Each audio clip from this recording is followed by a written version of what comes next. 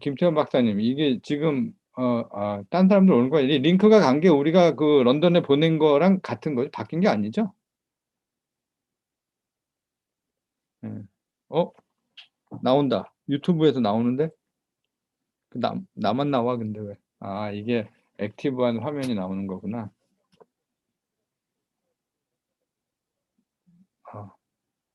소리도 나온다. 이렇게 된다고 하면, 화면 공유를 해서 요거를 보고 있는 게 낫겠다.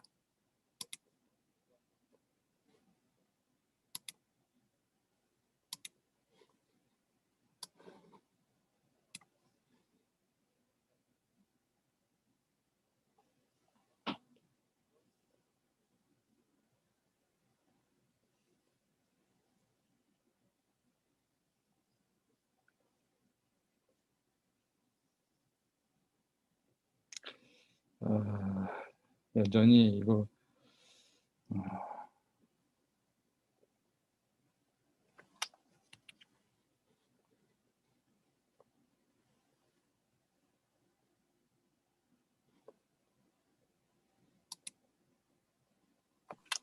Hello. Good afternoon. hello, Professor Haynes. I'm so glad to see you. I don't have a screen. I don't see your face. Yeah, no, I'm here now. All right. Okay. Okay. Wow, wonderful.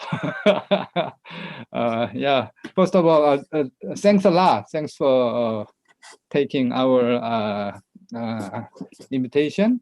And, Sure, no problem. Yeah. So we are all excited having you today. Actually, I think I need to introduce in Korean. Just a little bit. It's like less than 2 minutes, I think. And then after, I will introduce you in English. Yes. And it will be like less than 4 minutes altogether, so that you can start after that. I should share my screen, right? Yeah. So yeah. Okay. Would you please try? Yeah, I'm going to do that. Now, let me just. All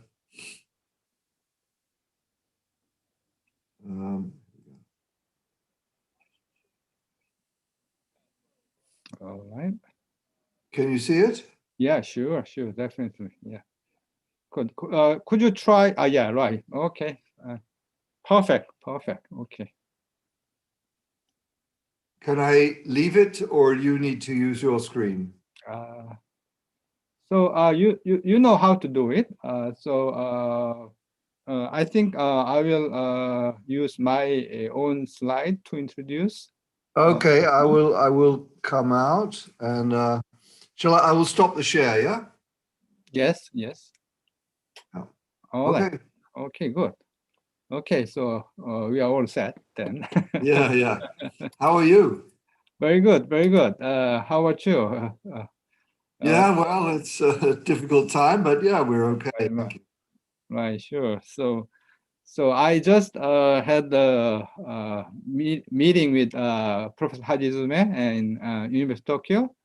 So their institute, National Institute of Environmental Researches, had the international meeting, which is finishing 5 o'clock this evening, actually.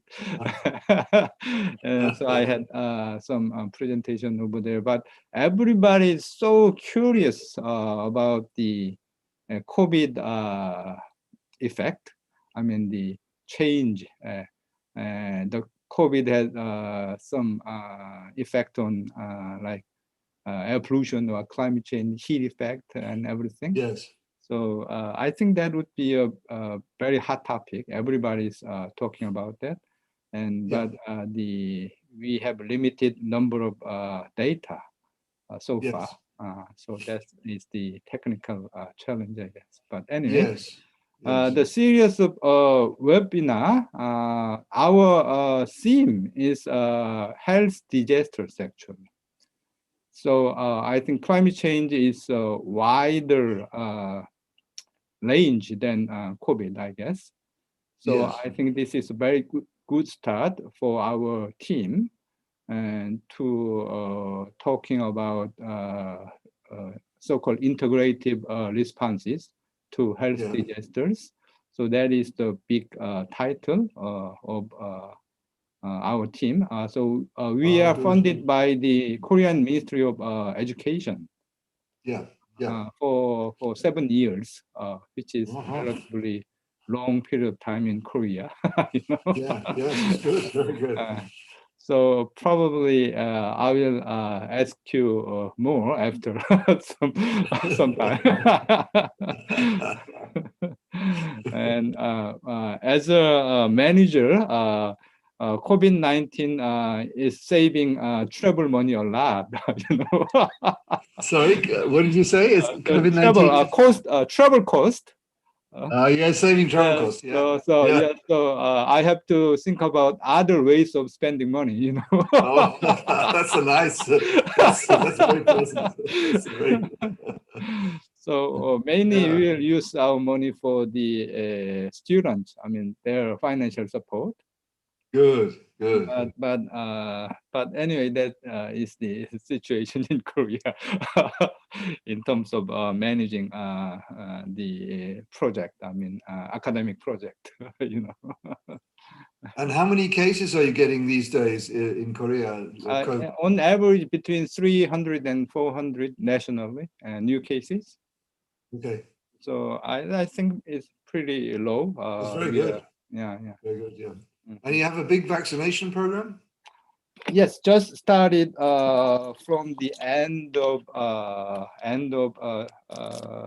February. So Mhm. only for medical professionals so far. Yeah. Yeah. And then elderly program will be starting end of March, I guess. I see. Mhm. Yeah. So it's a little bit slow, I guess. But Well, you don't have the same, it's not the same emergency for you because the number of I cases think, are. yeah, I think so. I think so. So the I fully agree with the current government approach. Yes. So, but you know, it's same everywhere. Everything is so debatable without firm evidences. So, Yes, of course. mhm. But I guess in Korea, the climate change and health is not well discussed, I guess. Uh, so, Okay. uh, if you emphasize the importance of health in the climate change area, Yeah. that will be a very big, you know, strength. A very big, I would say, will be a big energy for us to Okay. pursue Great. more. You know. Yeah. Yeah. Well, it would be good to see more research coming out of Korea Right, on right, yeah, and change as in well health. as the policy and you know, everything. Yeah. Yes. Yes. Yes. In general, public's perception is also relatively low, I guess, Mm-hmm. Mm-hmm. especially from the COVID crisis. Uh, Yes. we use too many, you know, waste plastics and everything. That's a huge problem, I guess. Mm-hmm. Mm. Yeah, I think everywhere is the same. You know, all of our societies are very wasteful, and yeah, so we're all contributing. Mhm. So we are using YouTube telecasting so far. So Mm-hmm. the number of participation is divided into Zoom and YouTube. I And see. then I plan to have some questions on YouTube and let you know Yes. through chatting, Zoom chatting. Yeah. So Yeah. that's our, so it's 4 o'clock exactly. So I will start the program. Good. 어, 예, 안녕하세요. 한국어로 조금 시작을 하려고 합니다. 저희 보건대학원에서 하는 BK21 그래서 웹비나를 상반기에 4번 합니다. 그래서 이 프로그램 보시고 많은 참여 부탁드립니다. So I will start. First, I will introduce today's event. We are currently learning, operating a center funded by the Korean Ministry of Education, named BK21 Center for Integrative Responses to Health Disasters. We have 4 webinar series this semester, each on the first Friday of each month before summer vacation. So all of you are welcome to join today's seminar and the following webinar series. And today, I'm very proud to introduce the first speaker of our webinar series, Dr. Sir Andy Haines, a professor of the London School of Hygiene and Tropical Medicine. I don't think I need a detailed introduction to the most of the audience, but I will add something. He was one of the pioneers in raising climate change and health issues into academia as well as society. And currently he is one of the most influential and respected scholar in the field of climate change and health. And I will briefly list his current and former titles. He was the director of the London School of Hygiene and was a member of the IPCC activities. And then 2013 WHO World Health Report and very well-known Rockefeller Lancet Commission on Planetary Health. So he has so many research papers on the topics of effects of environmental changes on health and health co-benefit of low carbon policies. So his research focuses climate change and mitigation, sustainable health food system, and complex urban systems for sustainability.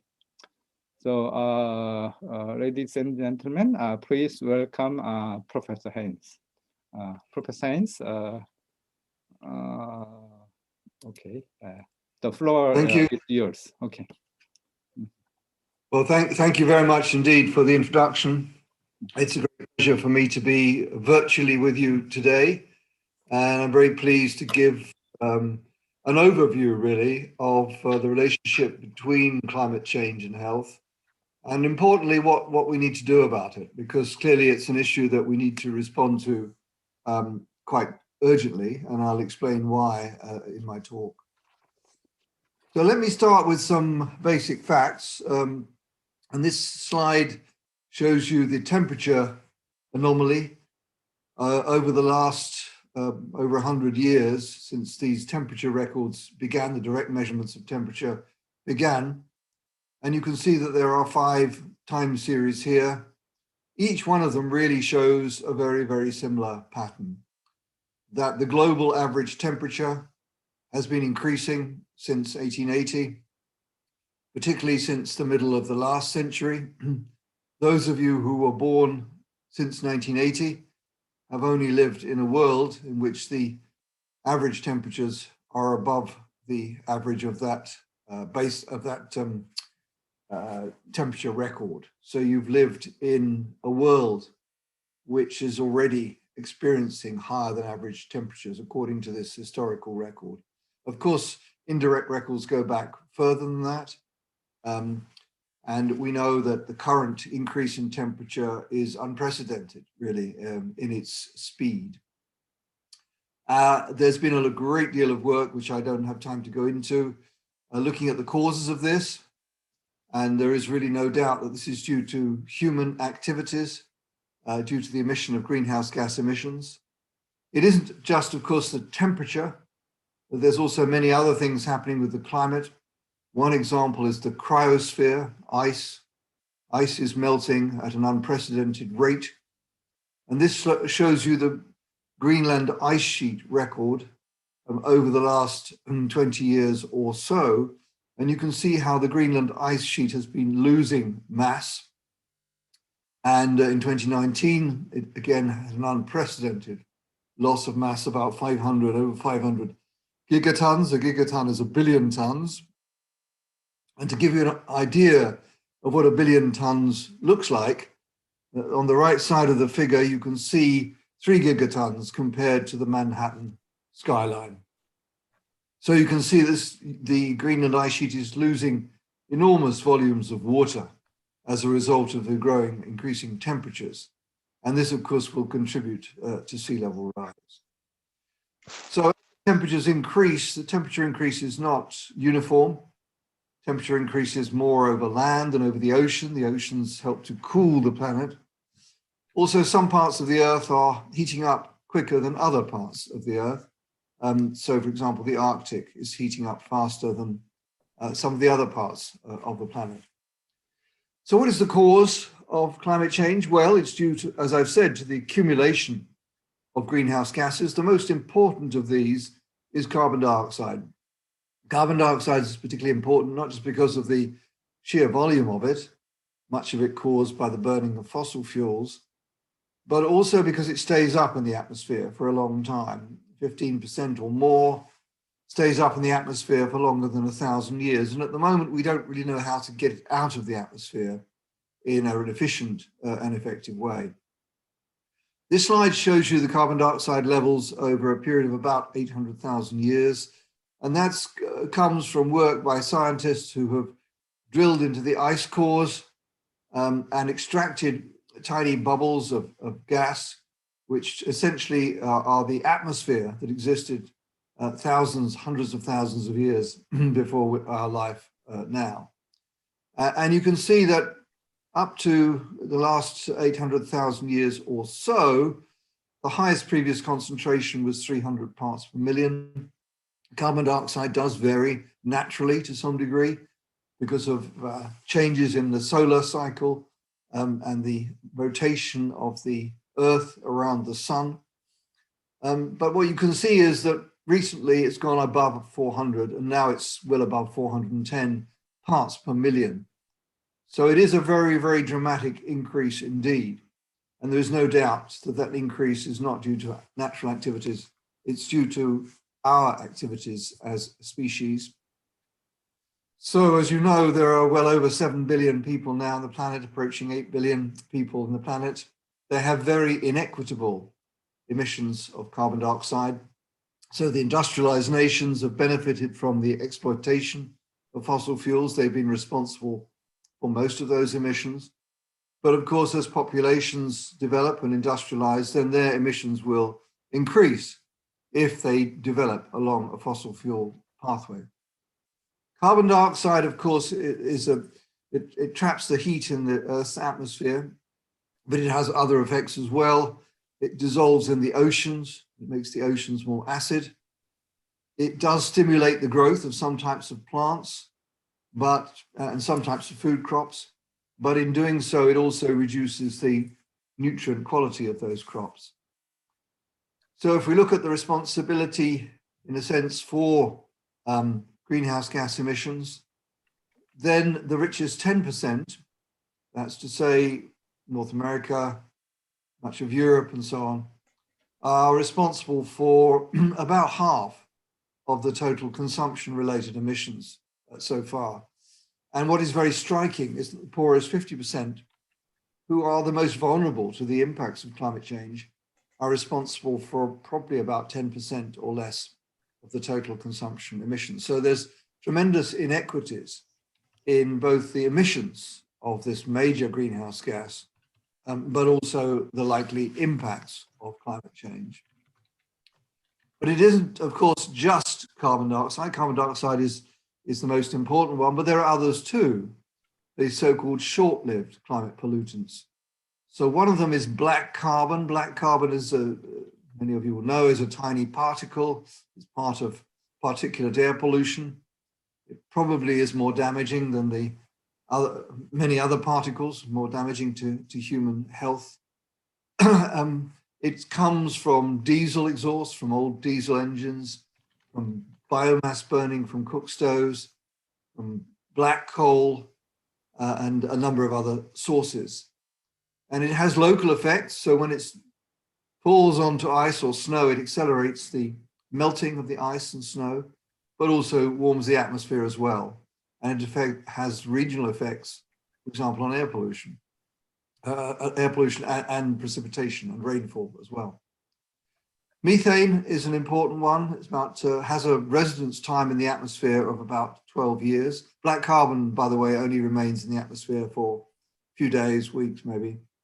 Methane, about 12 years, something of that order.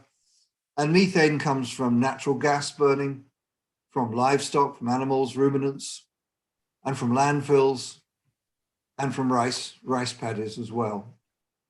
And that has a global effect, of course. Methane levels are increasing, have been increasing over recent decades, probably as a result of changes in land use. And that's contributing to the heating of the planet. And then there's tropospheric ozone. Ozone is a secondary pollutant, so it's formed from the combination, from the interactions between methane, carbon monoxide, nitrogen oxides, and volatile organic compounds. And ozone, of course, as you know, not only a greenhouse gas, fairly short-lived, but also has important impacts on human health. So it directly damages our health, it damages our lungs. Also, it affects crop yields, affects the yields of many crops as well. So that has local and regional effects. And then finally, the hydrofluorocarbons. These are made by our species. They are in air conditioning, in refrigeration. They are now regulated under the Kigali Amendment of the Montreal Protocol. The Montreal Protocol was the treaty that regulated CFCs and protected the ozone hole. And that's been modified to include these hydrofluorocarbons. So if those treaty obligations are implemented, then they shouldn't be such a major problem in the future. But on the other hand, if there's lots of evasion of the treaty, if it's not fully implemented, then these agents do have the potential to contribute to climate change in quite a substantial way. So how do the risks to human health increase as temperatures increase? As I've said, it's not just temperature, many other things are happening as well, changes in rainfall, changes in sea level. But this slide summarizes, and it's from the IPCC special report on global warming of 1.5 degrees centigrade. It summarizes the effects of increased temperature on a whole range of different risks relevant to human society. So you can see that as we move beyond 1 degree, and we're now about 1.1 degrees, something of that order, as we move towards 1.5 and 2 degrees, then the risks increase. Ecosystems are threatened. They can't keep pace with the changing temperature. Extreme weather events increase, floods, droughts, extreme storms, probably not storms as a whole, but most extreme storms probably. There's a risk of large-scale singular events like a collapse of an ice sheet, for example. Coral reefs are already dying off. And as I've said before, the Arctic region is heating up faster than the rest of the world. And that's worrying, particularly because as you lose the snow and ice cover, snow and ice reflects a lot of sunlight. So if you melt that, then you increase the heating. You can also melt the permafrost, the tundra. And as you do so, then the methane trapped in the tundra is released, and that contributes further to climate change. So there's a real concern that we could get into a kind of positive feedback situation where the increased heating is causing increased release of methane and so on. Coastal flooding, as the sea levels rise, of course, many populations based on coastal regions will become threatened by flooding. River flooding, the effects on crop yields of climate change, and of course, heat-related morbidity and mortality. So those are just some of the risks that would impact directly or indirectly on human health. And what climatologists tell us is that we should aim to stay 2 degrees, well below 2 degrees, is what the Paris Agreement says. And the reason for that is as we go above 2 degrees, the risks of these extreme and potentially catastrophic effects, of course, increase. And of course, they can interact and they can operate in non-linear ways. We're increasingly able to attribute changes in the climate, in extreme weather, for example, to climate change. So up to now, most of the studies that have been done on health have not made a direct attribution to human-related climate change. They've described the effects of climate extremes on human health, like the effects of a heat wave.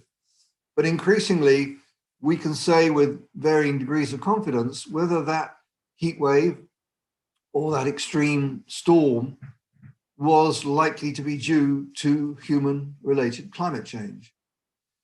This is thanks to advances in methodology. Our climatologist colleagues have been developing detection and attribution approaches over recent years, which can now increasingly be applied to health. They haven't been in many studies, but increasingly they will be in the future.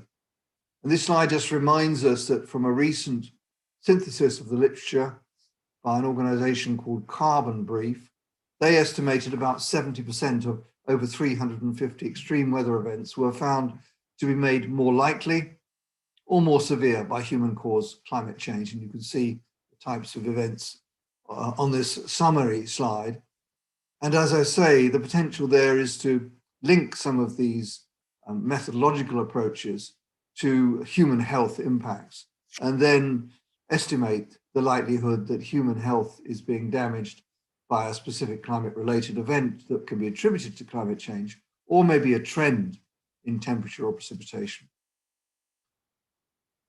So what are the pathways by which climate change can affect health? Well, this slide summarizes what is essentially a rather complex situation. So climate change can affect health, as I've said, through changes in rainfall, changes in extreme events, changes in temperature, and mediated through a range of different demographic, socioeconomic, and other environmental factors. These influence the magnitude and the pattern of risks. So obviously the degree to which our societies have been able to adapt is an important determinant of impact. The socioeconomic status of the people being exposed, including their health and nutritional status, their access to effective health care, and their access to affordable and reliable food supplies. All of these factors will influence the extent of the health impacts caused by climate change. And then climate change can manifest itself, can have impacts through these different exposure pathways. And these range from the very direct ones, like heat-related illness and death, for example, to air quality, and changes in climate also affect levels of tropospheric ozone. They can also lead to wildfires, which exacerbate air pollution. And there's some evidence also that fine particulate air pollution has a bigger effect on health at higher temperatures. So there are many pathways by which climate change can affect air quality. Also water-related diseases, diseases like cholera, for example, in the Bay of Bengal have been linked to climate variability. Harmful algal blooms, so toxic algae can produce, of course, biotoxins, a whole range of biotoxins. And conditions like leptospirosis can occur, of course, after flooding. And then we have the effects on food supply and safety, undernutrition because of reductions in crop yield, but also increases in food poisoning, salmonella, and so on.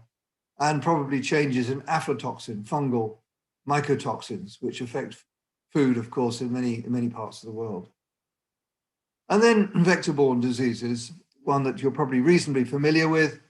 A range of vector-borne diseases are likely to be affected by climate change. Dengue, of course, is an obvious one. We believe that the vectorial capacity, the ability to transmit dengue has already increased as a result of climate change, probably by about 10%, something of that order. And there are many other diseases that could, in theory, be affected by climate change because of the impacts on the vector species. And then finally, those impacts that are mediated through socioeconomic systems. Now, these are the most complex to study, the most difficult ones to give quantified estimates of impact. They could turn out to be some of the most important impacts of all. So, for example, pushing more people back into poverty. The World Bank suggests that in the absence of effective action, perhaps 100 million people or more could be pushed into poverty over the next decade by 2030. So that's a reminder that progress is not inevitable, that things could reverse. War, conflict, migration, these could also accompany and may be made a higher risk of all these different outcomes as a result of climate change. So this slide just shows you one of the direct effects, the effect of direct heat. And you can see that extreme heat exposure, of course, affects labor productivity. So if you've tried to work outdoors in hot weather, you know it becomes extremely difficult and, of course, increasingly hazardous to do so. And this is a study we did a few years ago with some climatologists looking at the impact on the ability to work during the hottest month of the year. And what we showed was that as temperatures increased 1.52 degrees and more, the number of people exposed to the extreme heat exposure, which made it hazardous to work in the hottest months of the year, increased. And so it became about 1 billion people as we got over 2.5 degrees, something of that order. So this would disrupt their lives at the very minimum. Obviously, would be one of the main contributing factors, pushing people back into poverty. And those people who do try to work in these extreme environments will, of course, their health will be impaired. Many of such people, of course, are subsistence farmers, many women subsistence farmers. Our current work is looking at the effects of extreme heat exposure on women subsistence farmers in West Africa, pregnant women farmers in West Africa, looking at the impacts on the fetus and on the mother.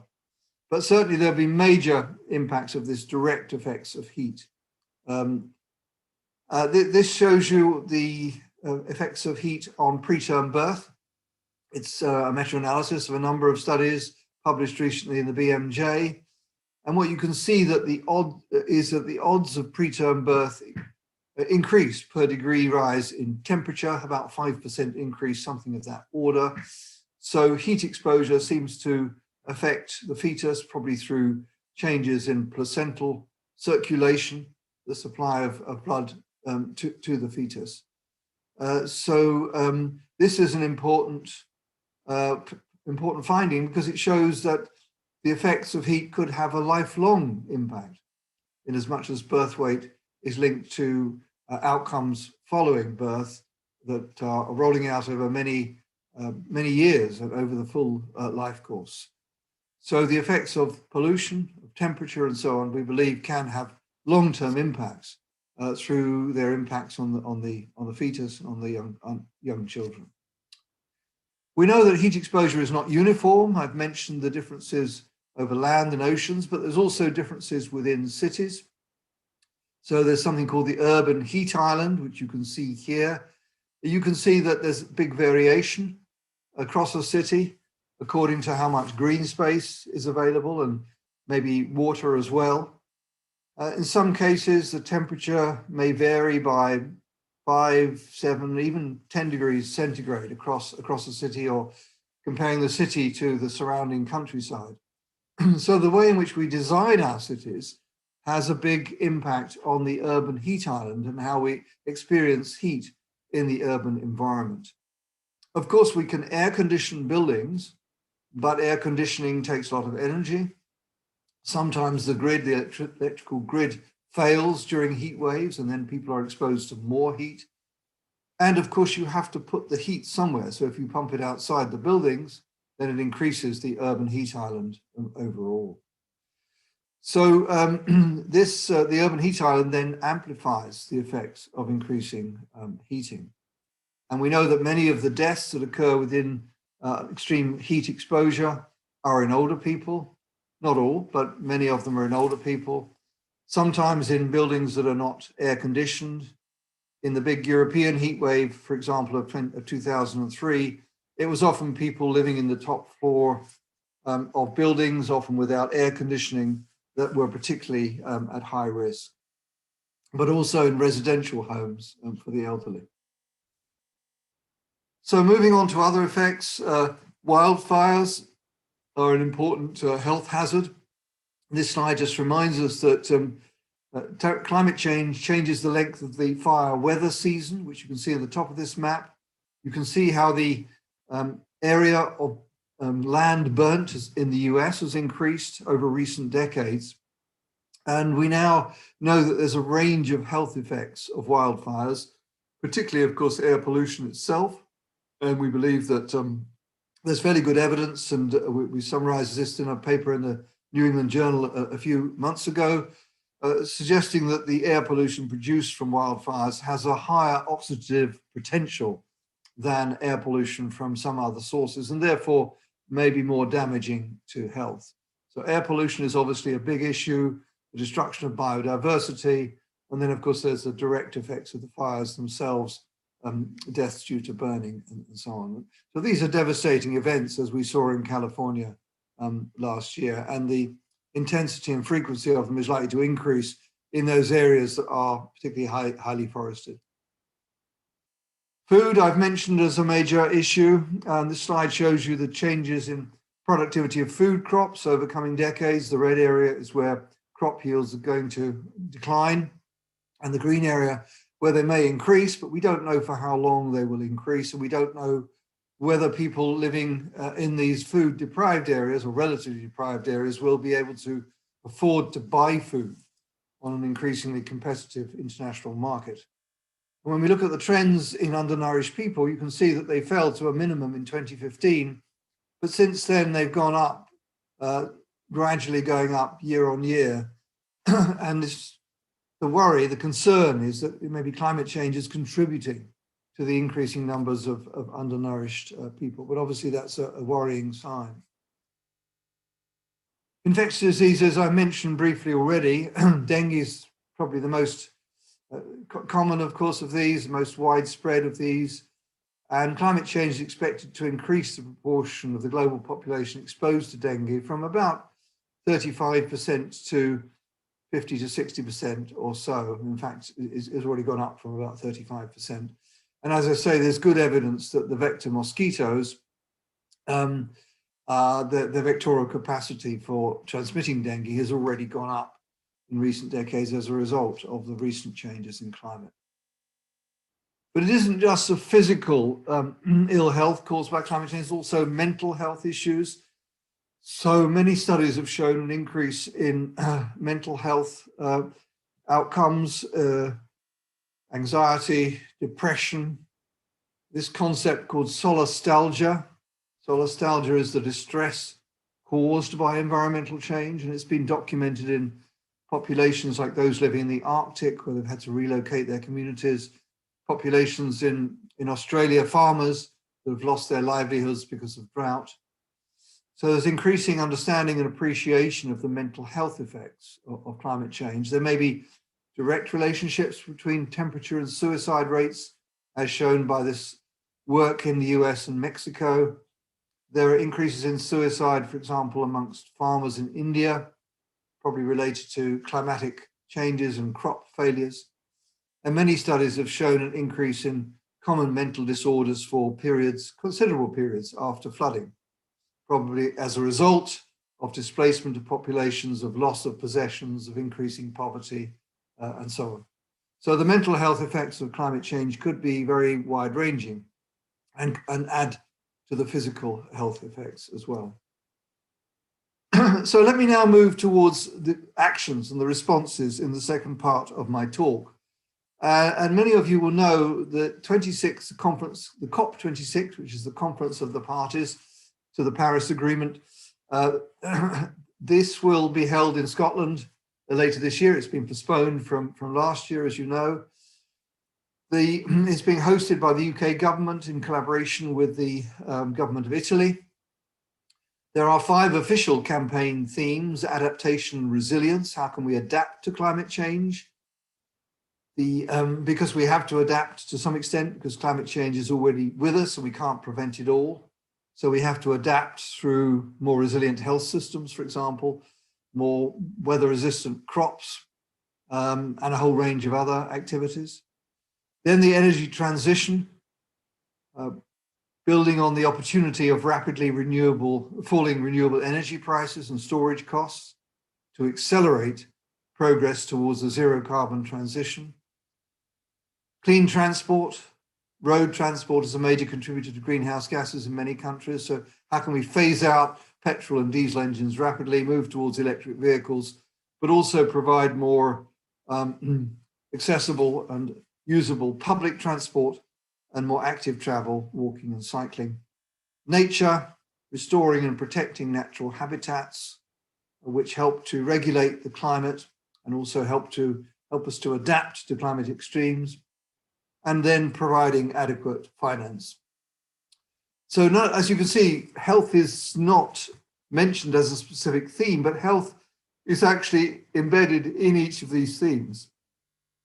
So each of these themes is highly relevant to health, and the health sector has an important message to convey about how we can act on climate change. And in doing so, we can protect health now and improve health in the future. So how can we adapt to climate change? Well, there are a range of different approaches, and I don't have time to go into all of them. There's a lot of work on early warning systems for heat waves, for disease outbreaks, for example. These and early warning systems for disasters. And in some countries like Bangladesh, for example, Bangladesh has very successfully reduced its death rate from extreme storms as a result of a very effective system of early warning and then building shelters for populations and so on. A very well integrated and coordinated national plan. And many researchers in many countries are now looking at early warning systems for a range of different climate-related impacts. And indeed, they may well indeed have a beneficial effect, but of course there will be limits to adaptation. And also many deaths occur outside single extreme event episodes. So many heat-related deaths occur outside the very extreme levels, which we call heat waves.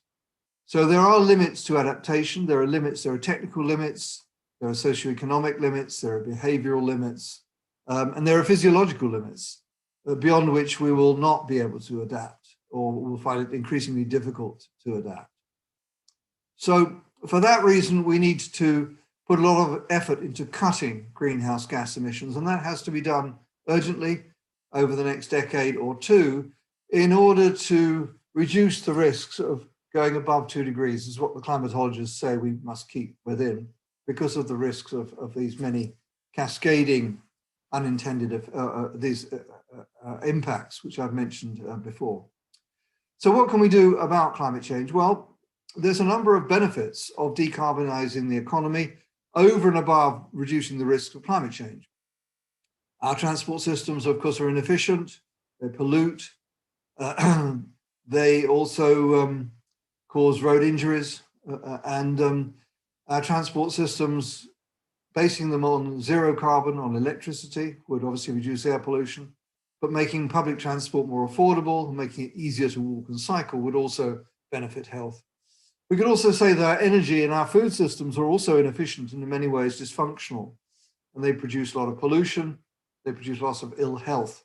So there's an opportunity in reforming them to reduce their environmental footprint, but also to benefit human health directly and indirectly. So let me give you quickly a few examples of these. This is a study that was led by my colleague Jos Lelleveld at the Max Planck Institute for Chemistry in Mainz in Germany. So he's an atmospheric chemist, and this is using his atmospheric chemistry model to look at the impacts of phasing out fossil fuels. So in these atmospheric chemistry models, you can turn off different sources of emissions, and then look at the impact on air pollution and indeed link it to climate models as well, look at the impact on climate.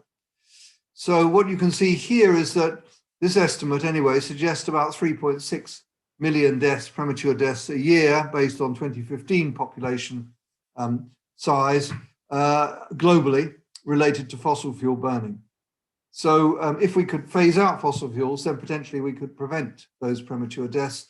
Many of them, of course, occurring, as you can see from the map, over Southeast Asia, India, Europe, North America, to a lesser extent other parts of the world, because not so many fossil fuels are burnt in Africa and Latin America. But as they increase their fossil fuel burning, of course, the numbers of deaths would increase. So there's a lot of potential there to decarbonize the economy using clean, renewable sources of energy, prevent dangerous climate change, and reduce air pollution-related deaths quite rapidly. And we know, of course, that air pollution is a major contributor to heart disease, stroke, chronic obstructive pulmonary disease, some types of cancer, and other health outcomes. Sustainable transport. This is a study we did a few years ago, looking at the urban population of England and Wales. And this again was another kind of thought experiment. So what we did here was to say what would happen if we could get the urban population of England and Wales walking and cycling like the people of Copenhagen. Because, you know, Copenhagen in Denmark has some of the highest walking and cycling rates in the world. And then we modeled the effects of those on health. And the slide actually shows you the costs to our National Health Service that could be averted as a result of this change in transport and travel patterns. And what you can see is that the costs, that this is going up rather than down because it's the amount of expenditure which is averted. You can see that the costs of diabetes, dementia, heart disease, stroke, and some types of cancer, that this would have a beneficial effect on the costs of the NHS, National Health System, by reducing the prevalence of these conditions as a result, largely a result of increasing physical activity, somewhat slight impact of reduced air pollution, but a lot of it was from increased physical activity. And the benefits occur particularly, of course, in middle-aged and older people who often have very sedentary lifestyles. Then we've got the food system.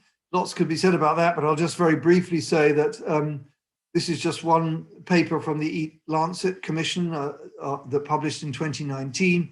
And they looked at the dietary shifts, the dietary changes that would be needed to reduce pollution from the food system and reduce greenhouse gas emissions. The food system contributes about 30% overall of greenhouse gas emissions from land use change and from ruminants, cows and so on. And you can see the diet that they were advocating: lots of fruit and vegetables, about 500 grams a day, lots of whole grain cereals, much less in terms of dairy, relatively small amounts of dairy, and red meat, very little beef, for example.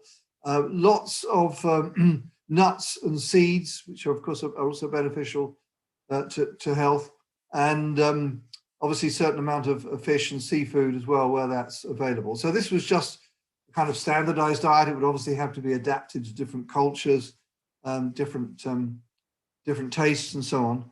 But it gives you an idea of the direction that we need to move in. And according to their estimates, I wasn't involved in that study, they suggested it could prevent about 10 to 11 million premature deaths per year by 2050, if it could be implemented widely. Of course, there'll be major, major challenges to doing so, but at least it gives us the direction of travel and the kind of the task ahead in terms of reforming the food system and promoting more sustainable diets and more sustainable consumption patterns. Then we've got cities, green space in cities. We're now recognizing really important for physical and mental health. This is some work done by our colleagues in Barcelona. In Barcelona, they developed this concept of superblocks. Superblocks are where they put together a number of small city blocks. Here you can see they put together 9 city blocks in one superblock, and they prevent traffic going through there. So people can park their car near their apartment or whatever, but they can't drive through. They've planted more trees, more green, and they estimate that if they could expand this superblock concept to the whole city, this could reduce air pollution quite substantially, but also promote physical activity and increase physical and mental well-being. And this slide, the left side of the slide, shows you where there's evidence of the health benefits for natural spaces. The black letter shows you where there's strong evidence, and the grey letter shows you where there are some evidence, but more work is needed, particularly around children's mental health. So potentially substantial benefits to health from redesigning our cities to make them greener and more pleasant places to live. And then finally, the healthcare system itself. We're now recognizing that the healthcare system is a major emitter of greenhouse gases and pollutants in general.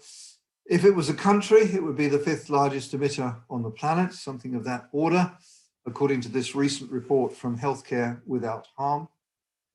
In England, the National Health Service has committed to net zero emissions by 2040 for direct emissions. That's the direct emissions that are caused by burning fossil fuels on site, and 2045 for indirect emissions, so the electricity that they buy in, but most importantly, the products that they use, pharmaceuticals and the medical equipment and devices. So increasingly, the National Health Service is working with providers, with pharmaceutical companies, with medical equipment companies, to incentivize them to decarbonize their supply chains.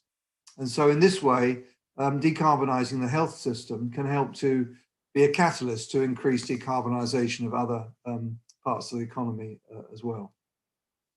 So finally, how climate friendly is the post-COVID stimulus packages? We know that a lot of money is going into the economy right now to stimulate the economy as we hopefully emerge from COVID. And a recent analysis of these stimulus packages has shown that unfortunately many of them are not really investing in renewable energy or other technologies and policies that would help to decarbonize the economy, but many of them are investing in fossil fuels or fossil fuel intensive activities. And you can see them here. Korea, unfortunately, fairly equally balanced here, both green and red investments. Ideally, that would need to shift much more towards the green end of the spectrum. Some progress in parts of Europe. The USA, I think since this analysis was done, the USA hopefully will move up to a more climate-friendly stimulus. China, unfortunately, not as much of a climate-friendly stimulus as many of us had hoped to see. And other countries, of course, very largely negative. So there's a big challenge, I think, in refocusing and reorienting some of these post-COVID economic stimulus packages to make sure that they help to move us towards climate goals. And in doing so, of course, we need to remove fossil fuel subsidies. We don't pay the full economic costs of fossil fuels. And the IMF, the International Monetary Fund, suggested about $5 trillion, equivalent to about 6% of global GDP, because we don't pay the full economic costs of the pollution and of the climate change and so on that's caused by fossil fuels. And where we do price carbon, about 20% of the time, it's often priced very, very cheaply. So it doesn't discourage people from burning fossil fuels. So we need to remove the subsidies, bring the prices in harmony, reflecting the damage that fossil fuel burning does. And then renewables will really take over very quickly. They're already price competitive. And if it wasn't for these under costing of fossil fuels, they would be even more competitive. So in conclusion, there's a lot that can be done. Climate change is a major threat to our health and well-being over coming decades. The decisions that we need to be taken now. We can't afford to wait for 20 or 30 years, because by that time it'll be too late and many of the changes will be irreversible. And the health of people living now, but also future generations, will be adversely affected very seriously, probably catastrophically in some cases. So we need to integrate climate action into broader development policies. We have the Sustainable Development Goals shown here. There's SDG 3, which is around universal health coverage. and largely focusing on healthcare, a bit on air pollution as well.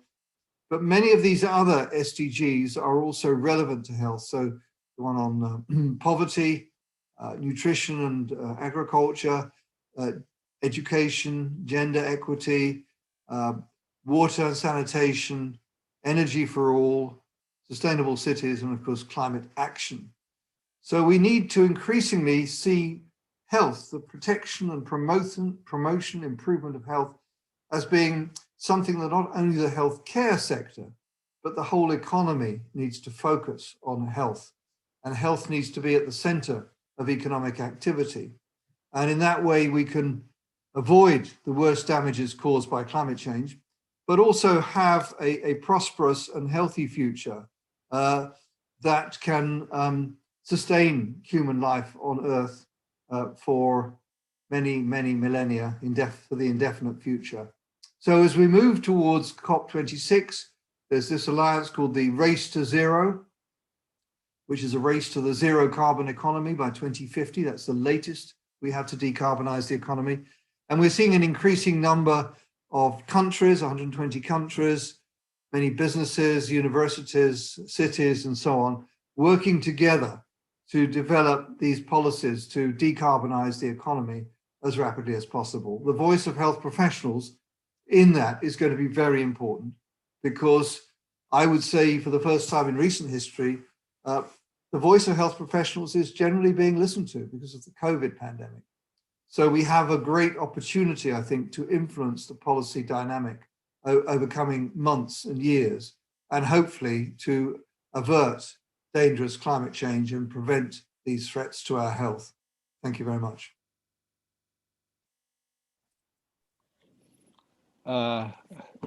Thanks a lot, Professor Haynes. We have some time for question and comments for the speaker. So if someone has some questions or comments, it's a good time for you to say something. Are there someone? Meanwhile, Professor Haynes covered so many areas of climate change and health researches, so that some of you are just interested in one particular part. So questions about specific area would be also welcomed, I think.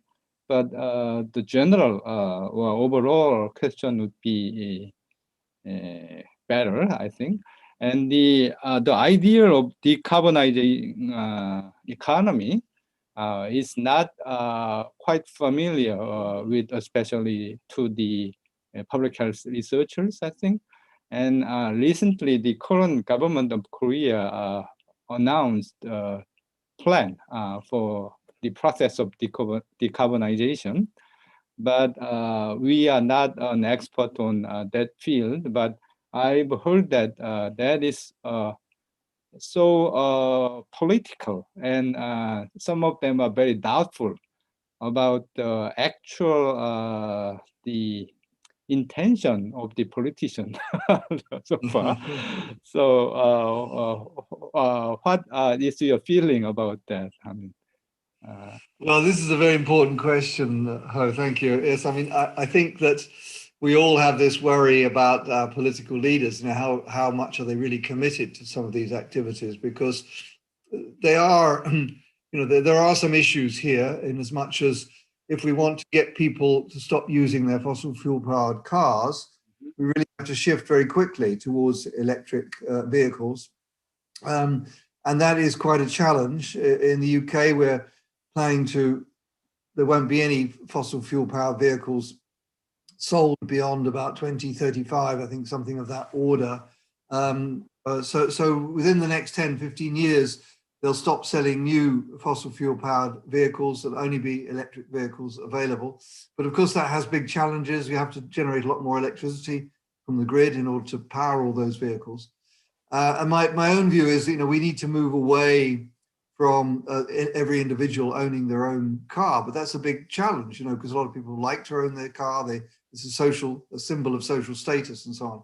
So yeah, there are big challenges in decarbonisation, not just political challenges, but also social challenges, behavioural challenges. How do we scale up behaviour change? And there's no easy answer to this.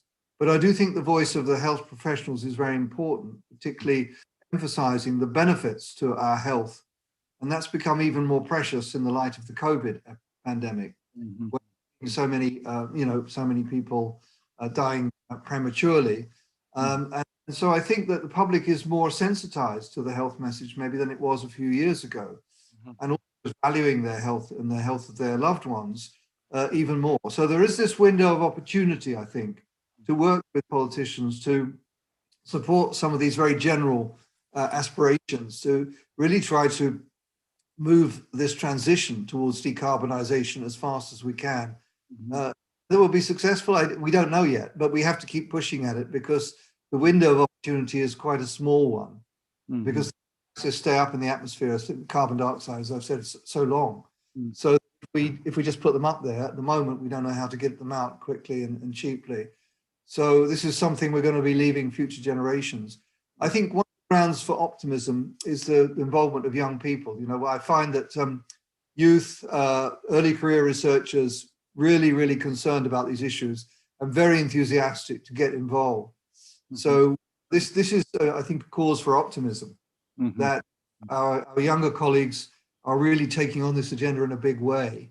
And they're looking, increasingly researching on all these different dimensions, whether it's air quality, food, housing, whatever. So there's a lot of, and we're beginning to see more research funding coming into this area as well. It's taken a long time, but we're beginning to see now some funders are suddenly realizing this is important to fund this kind of research. So yeah, we're seeing some changes, but there's a lot of work to be done. I agree with you. It's not an easy job.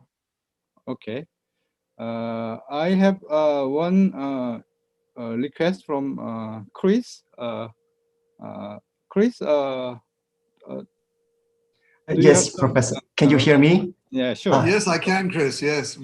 Thank you, the host, for opening up this opportunity for other parts of the world to join. And I'm Chris. I'm from Nagasaki University, Japan. And thank you, Professor Haines, for this wonderful talk. I think it is very timely and very important.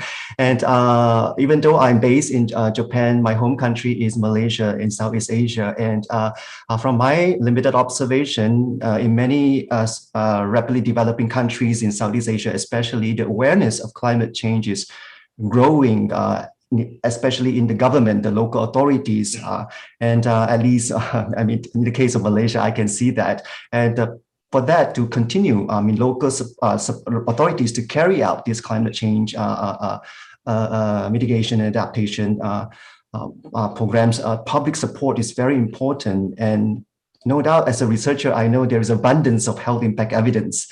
No lack of that. But however, the public is often asking for local evidence. And as a researcher, in resource-limited setting like some developing countries, the data quality is a problem, and sometimes technical capacity is a problem. We often may not be able to give them what they need, and public is asking for that. So I would like to know how, as a researcher and as an educator, do you have any advice how we can approach this kind of challenge? Thank you.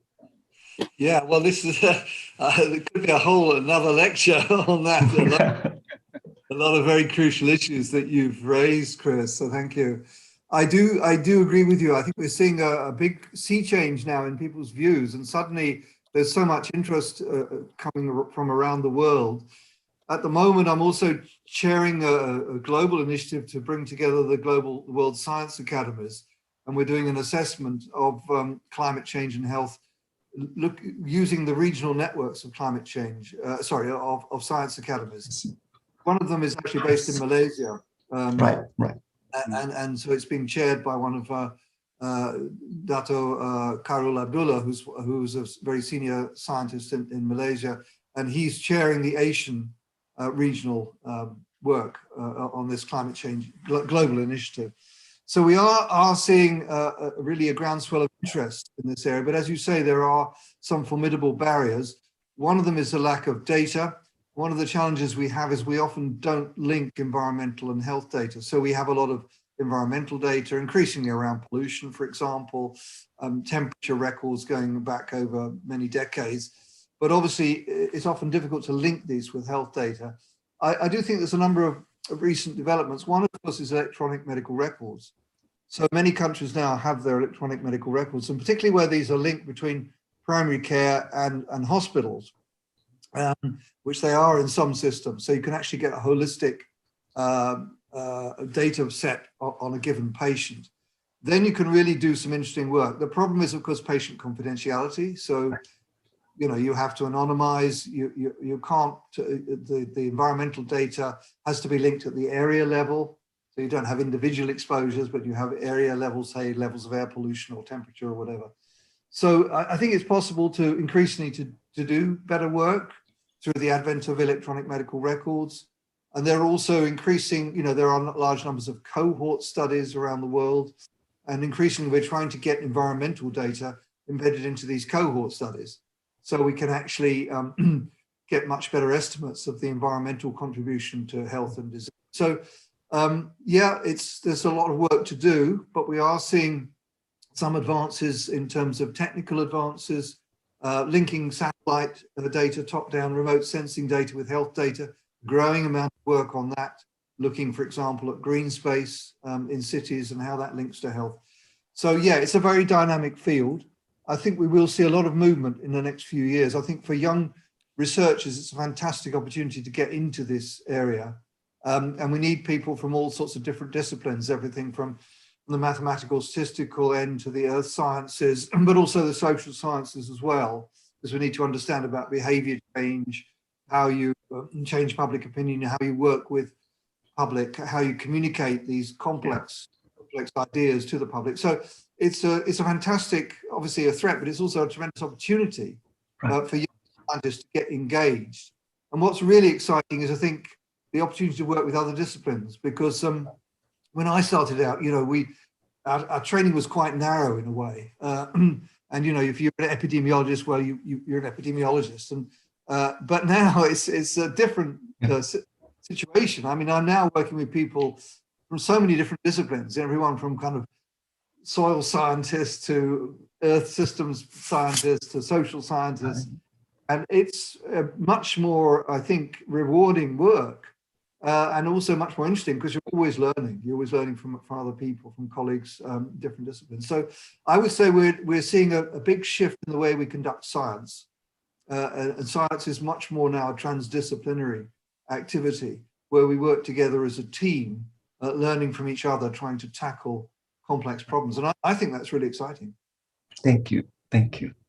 Like, I think we can. I think as a researcher, I think I need to break out of my comfort zone and start linking and try to trans-cultural communication. How do I do that? I think it's important, but thank you. And it's about learning language. I don't mean English and Korean. I mean learning different disciplines. You know, if you try to communicate with a mathematician or an anthropologist, whatever, then you have to try to understand what their language is. Thank you. Thank you. Right. Thank you, sir. Thank you. We are running out of time, but I will take one more question from the audience, which is very interesting, I think. So, Dr. Gil Yongjin, would you raise your question? Thank you very much for your wonderful lecture. I'm just a graduate student, started just last year, so my question might be kind of juvenile, but I would like to ask one question. I think it's very unfair, like those who exploit planet gains benefit and power, especially power, while the cost is shared even externalized to those who are weak and those who try to cooperate on a global level. So what can we do to guarantee corporations in this somewhat like prisoner dilemma-like situation? Well, this is really important, and what you're talking here about is, I think, climate justice and the kind of just transition to a low carbon economy. So as you say, many very powerful interests have avoided paying the full economic cost of their activities, and of course, often it's disadvantaged populations who've contributed very little, who are likely to experience most of the impacts. So it is, at heart, of course, it's a political question, so it's beyond, in a sense, science. But I think what science can do is to illuminate, to show these problems and to indicate that the responsibility is not equally shared. It actually should fall on the shoulders of those people who've been responsible and those people who've benefited. You know, I mean, my country has benefited from the exploitation of fossil fuels, so logically we should be paying rather more to decarbonize the economy and to support other countries. Of course, that's not always easy to achieve politically, but I think we need to make the arguments. And as scientists, we have to speak truth to power. So we have to show the data which exposes and illustrates the point that you've been making. But also, I think we have to create a positive dynamic so that it's not just about accusations or, you know, saying that we're all going to, that society is going to collapse or whatever, which is a very negative message. We also have to have a positive message about what kind of society we want, where human health is very much at the center of politics rather than being pushed to one side, and equitable, greater emphasis on equity. Health and economic equity is at the center. So I think as scientists, we can provide the evidence for that. Whether that's translated into action is then a political question, but we have an important role in providing the evidence and communicating that to our scientific colleagues and to the public more broadly. And I think, you know, many of us are not very good at communicating to the public. And I'd like to see more, particularly more young scientists, really learning those skills of how do we communicate some of these complex topics to the public without losing them in the complexity. So sometimes we have to simplify, but when we simplify, we shouldn't lose the essential meaning of what we're saying. We should still try to keep the integrity of our scientific vision intact. So yeah, you've raised a very profound and important issue. There's no simple answer, but I think the science community has a really important role in generating the evidence and disseminating that evidence that will then help to stimulate the kind of political debate that we need to have. All right, thanks a lot. Final question for me, actually, we are in the university. So I don't think the climate change and health is kind of well formed or organized in the university yet. So what is your comment on the university students and professors and other admin people to do more, better researches and studies on climate change? Do you have any suggestions? For example, in London School, what do you do so that you can learn? Yeah, well, in the London School, traditionally we were a school of kind of public health, but and of course we do still focus very much on that, diseases and so on. But we've now formed a centre on climate change and planetary health. And of course, we don't have all those disciplines in our own institution, so we collaborate with other disciplines. So we collaborate with the Earth system scientists, climatologists, with a whole range of other environmental scientists across a whole range of institutions. So we're very collaborative. We're outward facing. We work with other disciplines very much. And what we're trying to do also is to influence the funding bodies, because funding bodies also tend to think in very narrow kind of silos. So our Medical Research Council focuses on medical research. It doesn't really look at these bigger issues. And we're trying to influence the funding bodies to make available more transdisciplinary funding. That takes time. But we are seeing some encouraging signs of change, that they are beginning to respond in a different way. So I think the funding is important. The mentality, being open to working with other disciplines, is crucial. And I guess in your university, you have a multi-faculty university, so you have a real possibility of reaching out to colleagues in different faculties, maybe convening together some kind of working groups to discuss some of these issues and learn from each other. You know, to learn the basic facts about some of these environmental changes. And that itself is a fascinating and important process. So I think it starts with communication, trying to understand each other's perspectives, multidisciplinary, transdisciplinary webinars to stimulate debate and discussion. I think you'll find that many of the early career young researchers are really open to these ideas. And so I think that they will welcome it. And certainly that's what we're finding, that, that there's a real opportunity now to work with a whole range of the next generation of rising stars in the research field. And I think for them, it will be very different than it was probably for us, where we were brought up in a much narrower perspective. So things are changing quickly. And I hope that in Korea, we can see a rapid scaling up of activities on climate change and health. All right, very insightful comment. I have a last question, hopefully, from Professor Lee, who is an infectious disease specialist in Korea. So, Professor Lee, would you please ask? Okay. So, Andy, how are you? Oh, hi. Yeah, good to see you. Yes, yeah, yes. good to see you again. Yeah. So, yes, I'm really happy to meet you again. I remember that there is when I visited you in 2014. Yes. Huh? Yes, at the time. I think 2014. Yeah. I give a lot of advice, especially infectious disease. My question is nowadays we are living in the pandemic of the SARS-CoV-2. So Yeah. do you have any idea or link the climate change and the new emerging diseases such as COVID-19 or MERS? Yeah, thank you. I mean, that's an interesting question. And I didn't really cover that in my talk because it's quite a complex area and could spend a lot of time talking about it. But I think what we do know is that many of the pandemic diseases are zoonotic diseases. And those are, of course, related to, they come from the interrelationships between wild animals, domestic animals, and humans.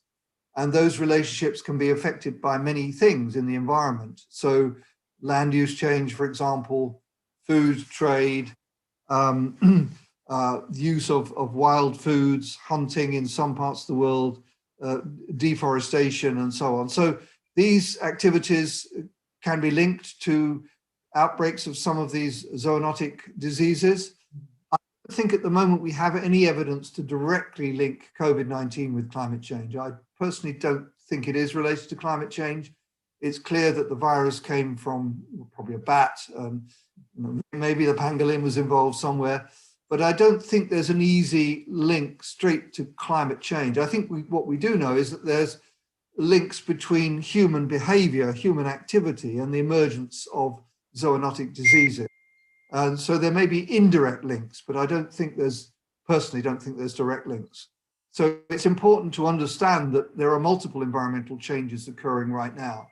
I just talked about climate change. I could have talked about land use, deforestation, the changes in land use that are occurring around the world, or the depletion of fresh water resources or pollution. There are many complex changes occurring simultaneously, and we still don't fully understand how they all interact. So there's a lot of research to be done, actually, trying to understand how those different changes do interact. But at the moment, I wouldn't say that I personally don't think that COVID-19 was related to climate change, but I think it is clearly related to human behaviors and our interactions between humans, wildlife, and domestic animals.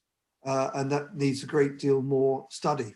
And it's an area that's kind of closely linked to the sort of work that we're doing, but it fits with what we might call the broader planetary health agenda. So the interaction between natural systems and human health, whatever you want to call it. So yeah, it's a very interesting and very dynamic, very important area for research. And we need to work together to understand the linkages better. Yeah, thanks a lot. That's something very important current issue right now. So that's a very good question also. And we learned a lot from you, especially from the attitude of well-known scholars, enthusiasm. So we learned a lot from your attitude also, I think, for the students actually. So your enthusiasm will be a big power for them to pursue new researches, I think. So thanks a lot. And finally, I have one more question. That's fine. Yeah, from YouTube. some meteorology researchers said, what is the role of a meteorological agency in the future to promote public health? Oh, very, very interesting question. Yeah, thank you. Yes, a great question from our meteorological colleagues. Yeah, so, obviously we do need to forge closer links with meteorology. And I mean, particularly, I would say meteorological institutes are involved in many of these early warning systems. Mm-hmm. So there are a lot of work going on now between public health systems and meteorological services to create more effective early warnings of disease outbreaks, disasters, heat waves, and so on. So I think that's one area of potential collaboration, looking at, but also perhaps more fundamentally, as well as the early warning systems, studying the relationship between climate variability and disease, and looking at this whole issue of attribution, detection and attribution, which is how do we attribute, to what extent can we attribute a particular climate event to climate change, or is it just something that would happen naturally?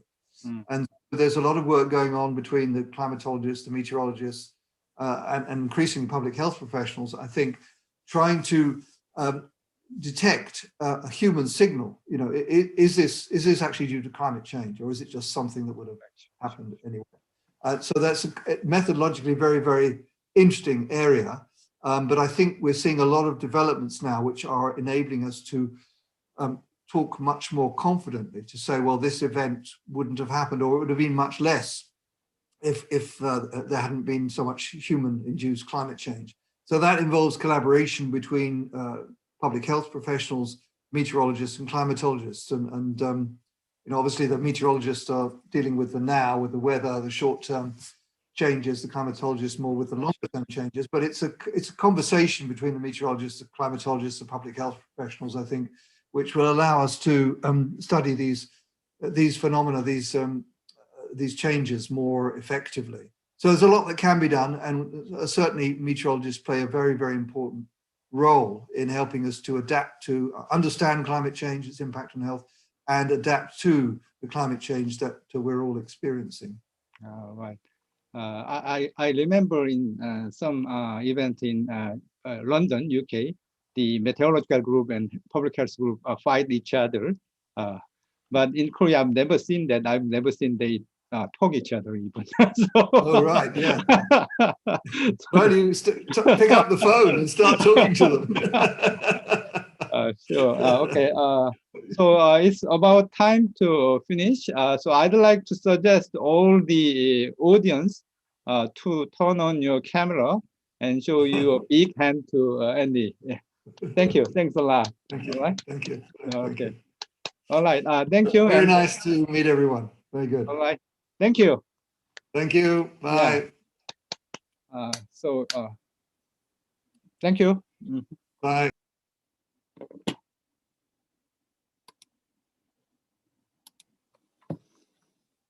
Hmm.